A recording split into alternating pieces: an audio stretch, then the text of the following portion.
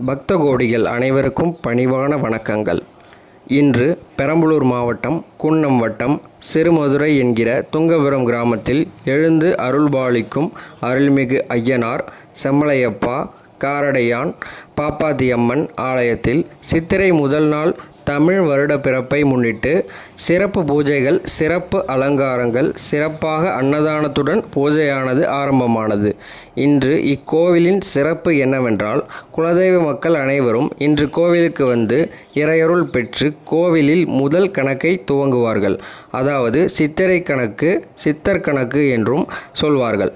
இன்று நாம் இக்கோவிலில் முதல் செலவாக தங்கள் கணக்கை தொடங்குவார்கள்.